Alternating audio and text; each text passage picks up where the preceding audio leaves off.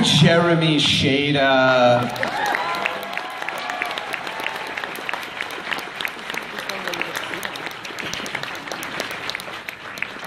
Mr. Jeremy Shada. Okay. Okay. Well, that just never happened before. How about this? Because this is a mystery as to where Jeremy Shada is, she's Daphne from Scooby-Doo. She's Azula from Avatar: The Last Airbender. Miss Gray Delisle.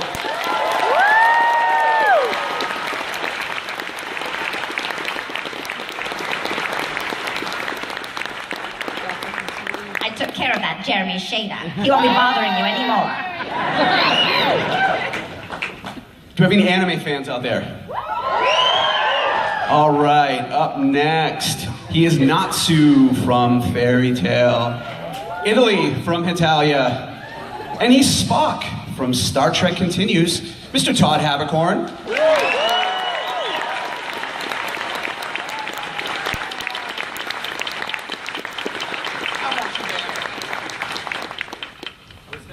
Are we supposed to talk about how I love poutine? I love poutine. Dump, dump, dump. Okay. You might know him as Invader Zim. Chaos from Skylanders. Mr. Richard Horvitz. Alpha 5 from Power Rangers, come on!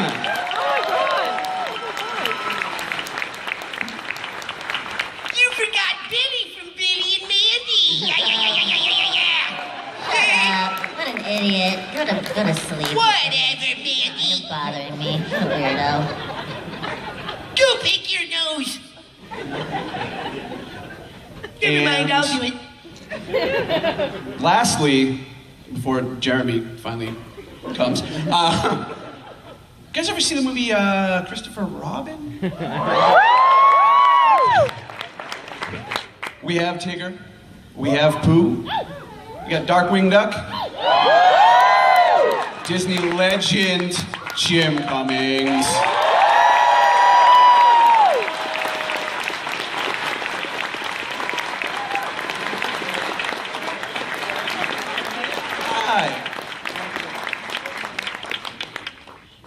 Hi, I'm Jeremy Shada. Thank you. Good to meet you. I've had a rough weekend. I usually... Jeremy likes to make an entrance. Yes, he does. Oh. Boy, no, we didn't see him. Well, I can see everything but this script. So, and you guys. Hi, is everybody happy? I think we're supposed to ask things like that. Jess Harnell isn't here. So I will be Jess Harnell for this interlude. Hey, everybody, it's me, Jess Harnell. Later that same morning. That's not the beginning. All right. Oh, yeah, I think, Jeremy's not here. Customs got to him, and he's out of the country now. Yeah. Maybe you have to do it now. Do your best Jeremy. impression. Yeah. They put a tariff on Jeremy's. Yeah. He's gone. He's in a kennel somewhere, Yes. don't worry. Everything's fine. We've got him a gerbil thing of water. He's out milking a maple tree. All right, well, let's at least get through the first scene and see what happens. Yeah, I come just on. love Poor when you Brett. panic, Brett. You're like, Brett's... This is new. This is a brand new one. It's like We'll make up Anchorman. for He's it. like, I don't I know. can handle it. Cards. All right, scene 1, narrator. Jim, let's bring out Richard Pryor. Richard Pryor for narrator. Of course, I'll vote for him. Marty. Gray, how about Vicky? Okay. And Doc Brown. Let's just bring him on out. Mr. Invader Zim, Richard. Ba-ba-ba-ba. Shall we start, or what?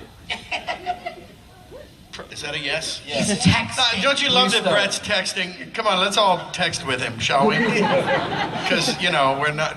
be in here now. Okay, we're good. We're good to roll. So I start with the first 15? Okay. Yeah. The first 15 pages of the script have Marty skateboarding all over town, grabbing car bumpers. Don't do this, kids. Skip ahead to a mall parking lot. We see Jacques Panay's and, J.C. Penney and a 1-hour photo booth. Remember those parents? Yeah. We also see a stainless steel DeLorean sports car, and it is bad. But it's been modified. Here go Marty. Jeez, Doc, a DeLorean? What the hell did you do to it, you twerp? Grab the camera and start taping, Gurr. I'll explain as we go. A beat. All right. This is test number 1, my tallest. Please note that Einstein's clock here is in precise synchronization with my control watch. Another beat. If my calculations are correct, Gurr, when this car hits 88 miles an hour, you're gonna see some serious shit. Brown pushes the accelerator button on his remote control. The DeLorean take off.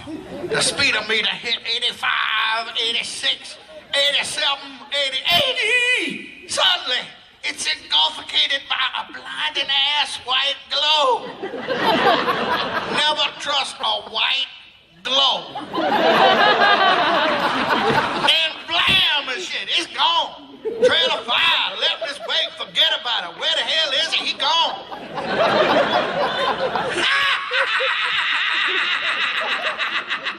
And he ain't coming back.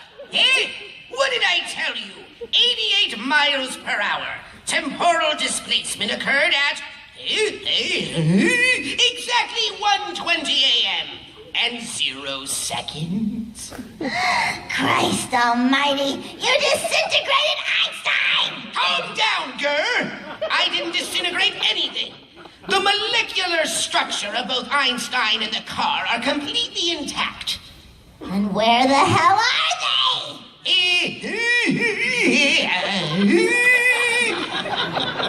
The appropriate question is, when the hell are they?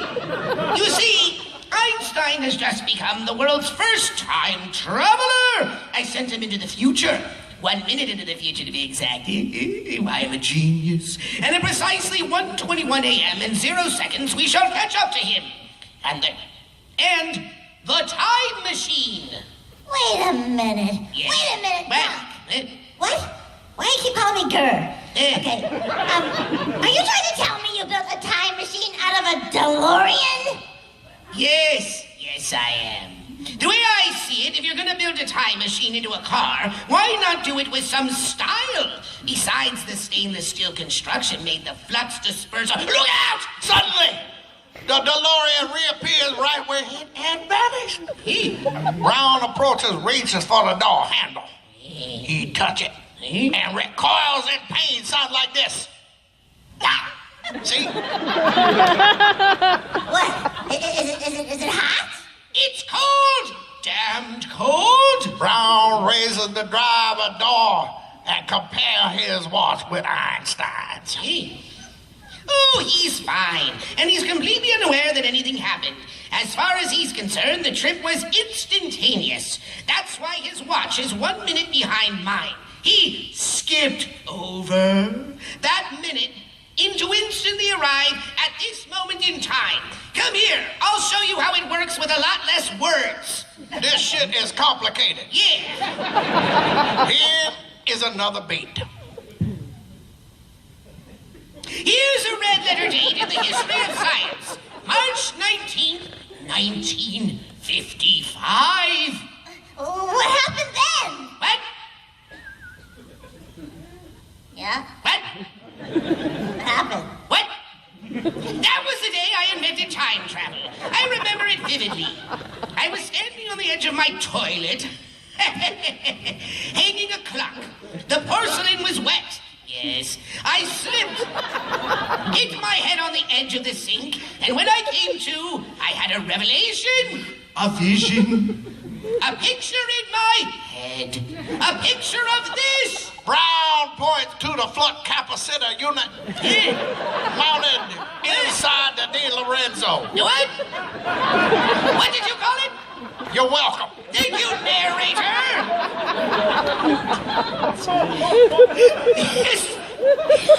You made a time machine out of a De Lorenzo? This is what makes time travel possible. The flux capacitor. Flux capacitor? This is heavy duty. Oh, that's you. This is heavy duty, Doc. This is great. Does it run on regular unleaded gasoline? And scene. For the narrator, Ray the Firefly Jim. Marty. Gray, how about Chris Rock's mom? Okay. Yeah. Doc Brown. Richard, how about Billy? For Ma, let's do Edith Bunker. Great. For Pa, Richard, how about Cher? And for Sherman, Todd, how about Arnold Schwarzenegger? Listen to me, how are you? Thank you for being here. And we may begin.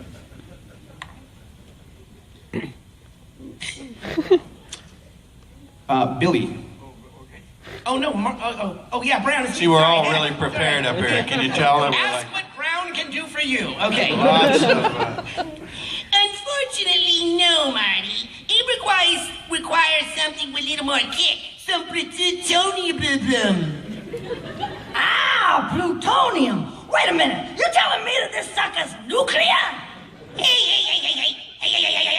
Keep rolling there. No. This sucker's electrical. But I need a nuclear reaction to generate the 1.21 gigawatts of electricity needed to... Doc, you just walk into a store and buy plutonium? Did you rip that off? Of course, from a group of Libyan nationalists. They wanted me to build them a bomb. So I took their their stuff and in turn gave them a shiny bomb casing full of used pinball machine parts. Come on. Well, here go a beat again, y'all. Oh, I mustn't forget my luggage. Who knows if I'll have cotton underwear in the future? I'm allergic to all synthetics. The future? Where are you going? That's right. 25 years into the future. I've always dreamed of seeing the future, looking beyond my years, seeing the progress of mankind, picking my nose. I'll also be able to find out who wins the next 25 World Series. Doc, look me up when you get there. Wait, oh, sorry. Woof. Woof. What is it, Amy? You know that Brown, he turned Yeah. and react with horror and everything like that to an approaching pair of headlights, and it was not Sofia Vergara. Oh my God! I like Sofia Vergara. Yeah. They found me. I don't know how, but they found me. Run for it, Marty. Who? Who do you think? The Libyans. The librarians. Holy shit! The van sunroof slide open, and they got a man appearing like that with a machine gun firing like he's Donald Trump. Marty,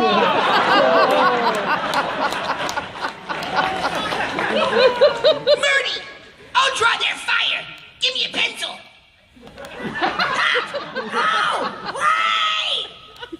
Whew. I'm exhausted up in here. Brown run to the back of his trailer, and they got a van screeching to a stop in front of him. The librarian from Libya shoot Doc right in the chest, yeah. Doc, oh my God! You bastards! Marty dive into that driver door, swing the door shut, kaboom. The DeLorenzo roaring off. The terrorizing gunner taking aim. The speedometer hit 75, yeah. Let's see if you bastards can do 90. I can't believe I'm doing this again. The speedometer climb 87. You know where you're going fast. Pretty fast. All of a sudden they got a Mark and Paul lot with changing in the open field with a scarecrow. Whoo, it was ugly. The DeLorenzo speed right through a haystack and into an open barn like that. And he had his ass was glowing too. The stainless steel vehicle looked like a spaceship. A farmer, his wife and son are woken up. You ain't in the twilight zone, son. They entering the barn. Whoo. Oh, what is it, Pop? If I could turn back time, if I could find a way. Looks like an airplane, Sonny, without wings. That's no airplane. That's no chopper, you idiot. It's a flying saucer from outer space. Run, children, run for your lives. Hey, hello? Where am I?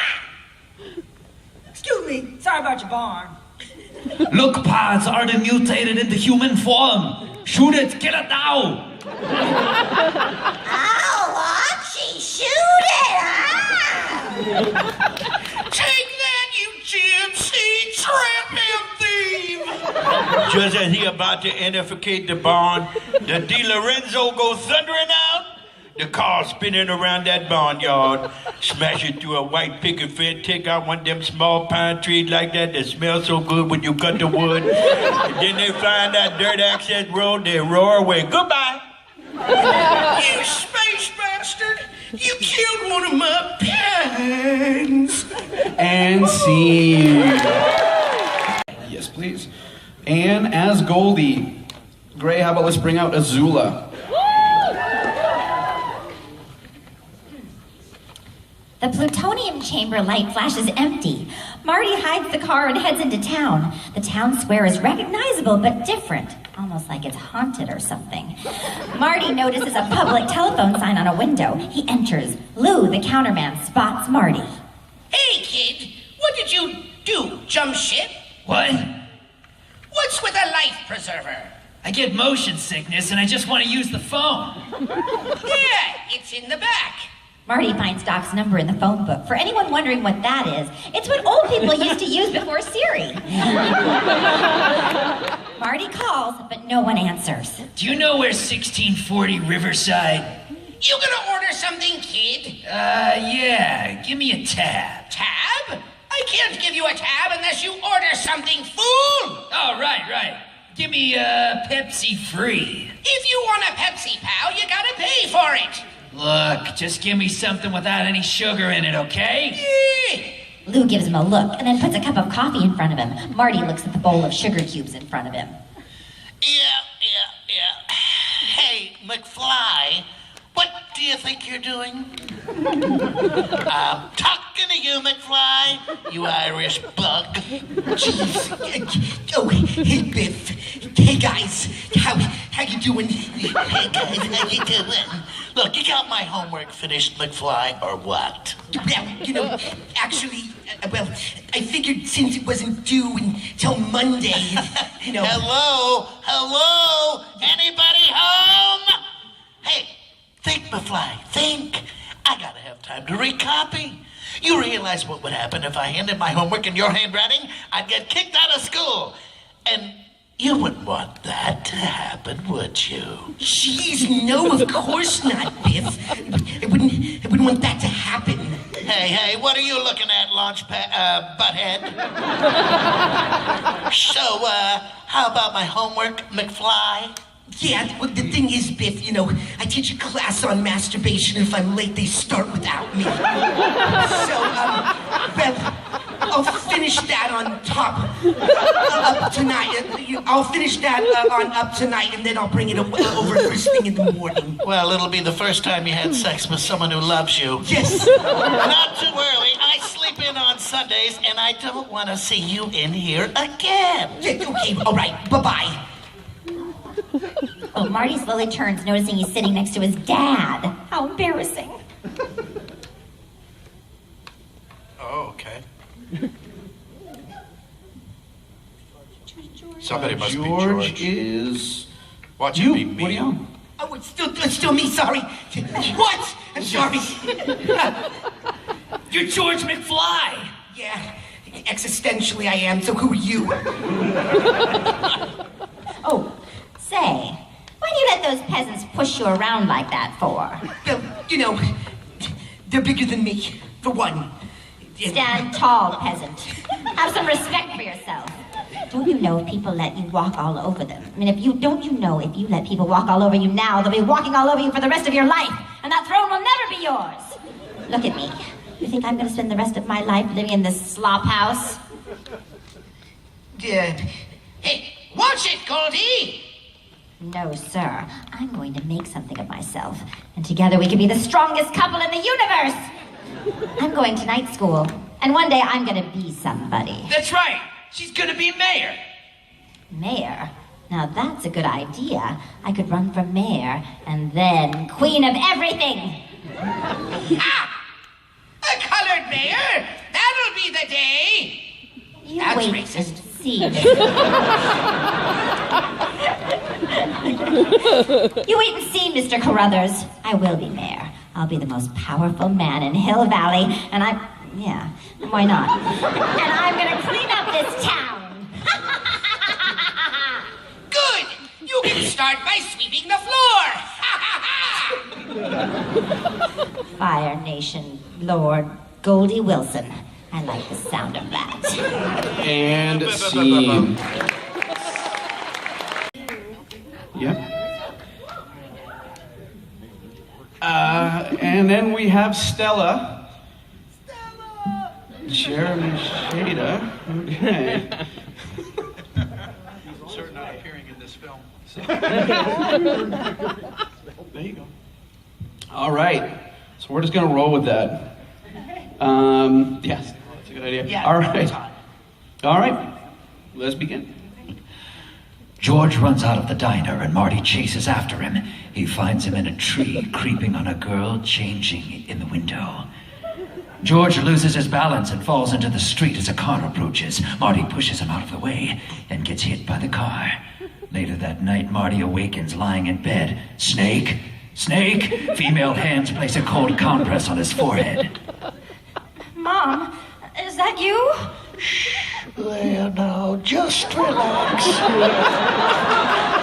You've been asleep for almost 9 hours now, Piglet. I had a horrible nightmare, and you were all in it. I dreamed that I went back in time, and it was terrible. Well, you're safe and sound now, back in good old 1955. I'm right here.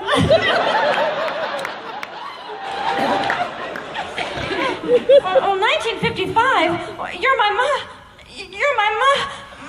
Annie M. Oh, bother. My name is Lorraine Baines.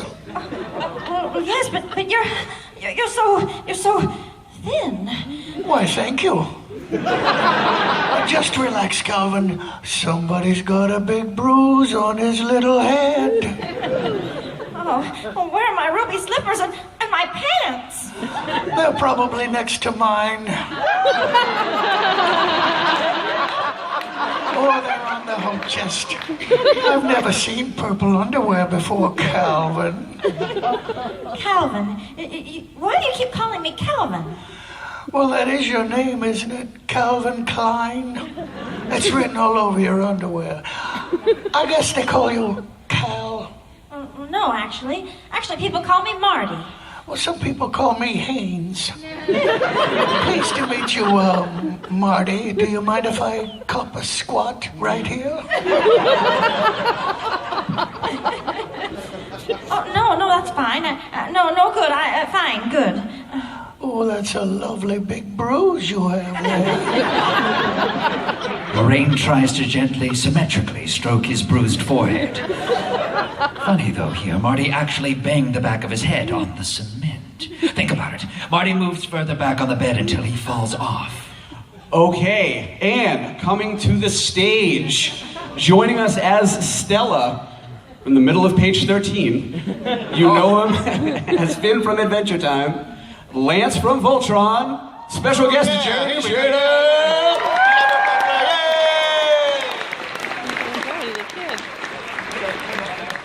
We didn't make fun of you at all before you got here. So we're fine. Sweet. How's it going so far? Is it bad? Is it good? Yes. Is it awesome? Yes, it's mostly It must be. Look at these awesome people in this panel. What am I doing, by the way? All right, page 13, in the middle, You're gonna love it. upper middle. It's a 1, Stella. then a Here 3. we go. Stella will be Finn from Adventure Oh, Time. perfect. Are we at my line? Yes, we are. Whoa! Hello there, guys. Okay. Lorraine, are you up there? Oh my God, it's my mother. Quick! Put my pants back on. Stella Baines, 40 and pregnant, makes the introductions to the family and invites Marty to join them for dinner. Sam, stop fiddling with that thing and come in here and eat your dinner. Ba-dum-bum. Aye! Look at it roll. Now we can watch Jackie Gleason while we eat. Oh boy! Our first television set. Dad just picked it up today. Do you have a television? Oh, well, yeah. We have two of them. Oh.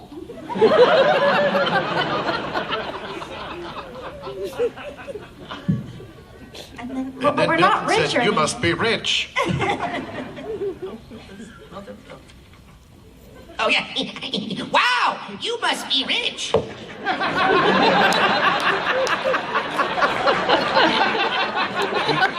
Oh, honey, he's teasing you. Nobody has 2 television sets. It's like having 2 arms. Oh, hey, I've seen this one. It's a classic. This is where Ralph dresses up as the man from space.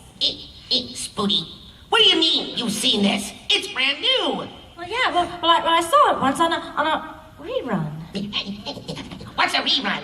Oh, you'll find out. You know, Marty, you look so familiar to me. Do I know your mother, maybe? Is she a princess? My favorite? Well, yeah, I think maybe you do. Oh, then I'll give her a call. I don't want her to worry about you or anything. Oh, no, you can't. Oh, nobody's home. Oh, listen, do you know where Riverside Drive is? It's the other end of town, a block past Maple, east end of town, in Angel Grove. Block past Maple? Well, that's John F. Kennedy Drive. Hey, who the hell is John F. Kennedy, Spooty? Mother, with Marty's parents out of town, don't you think he ought to spend the night? I mean, after all, Dad almost murdered him and killed him in his car. That's true, Marty. I think maybe you should spend the night. I think you're our responsibility. Well, he can sleep in my room. Under the table, Lorraine puts her hand on Marty's leg. Marty immediately jumps to his feet. Oh, I gotta go home.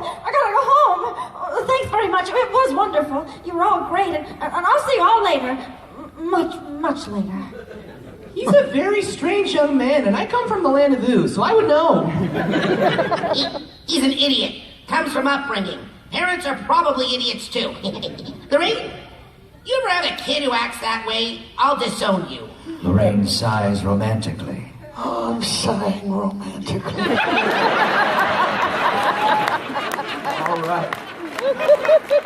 I believe we have time for one more scene. Why do I feel like Pooh is the one that impregnated them? It's creepy. It's just creepy. I've been pregnant with Pooh before.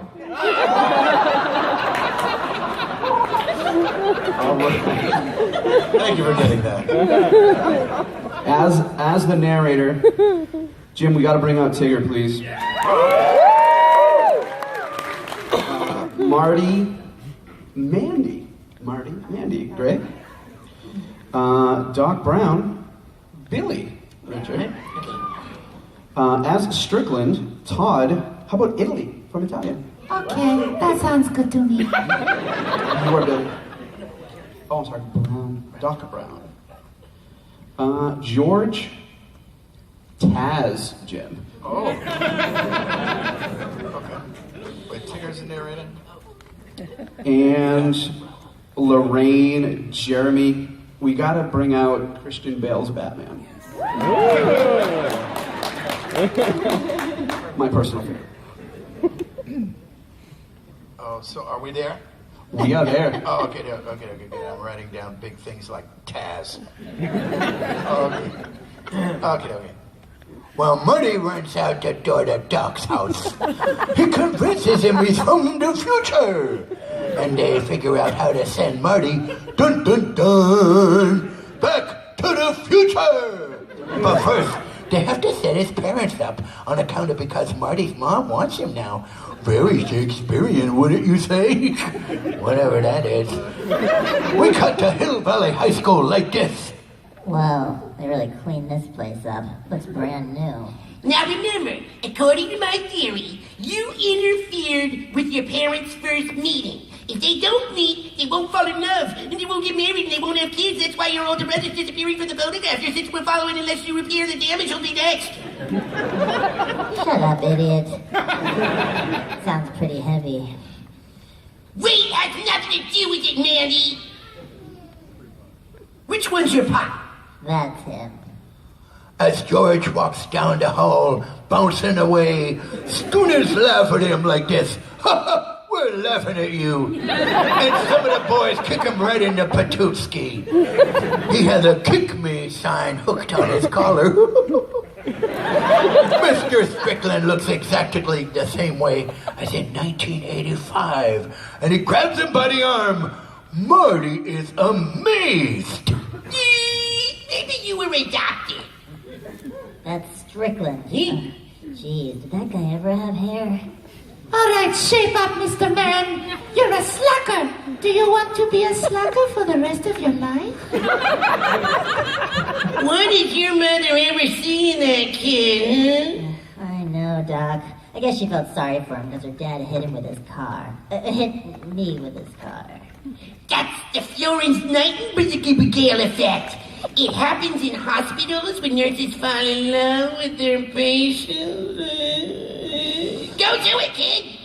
Hey, George, buddy. I've been looking all over for you. You remember me? The guy who saved your life the other day? Yeah.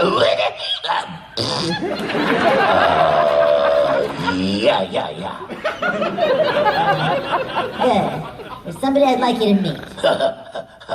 Lorraine? Calvin! I'd like you to meet my good friend George McFly. Hello. It is really a pleasure to meet you.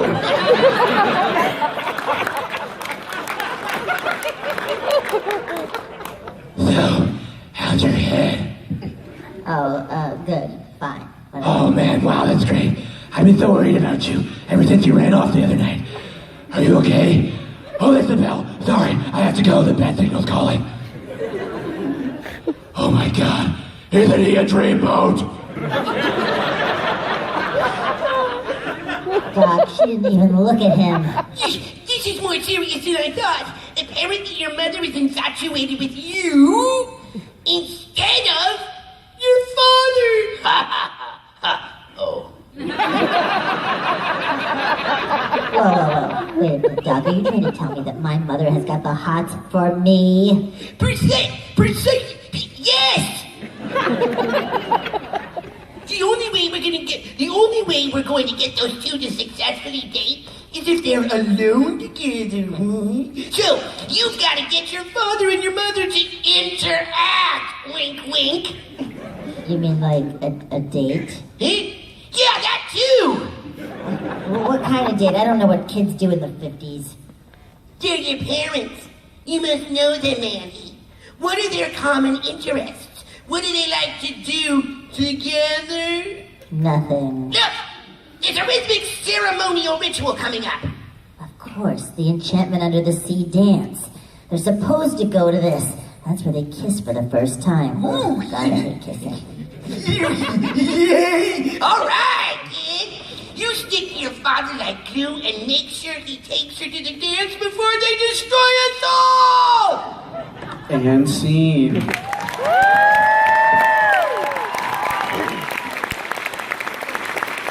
Thanks, everybody. I hope we didn't suck too bad. It's too late to apologize in advance, but we do.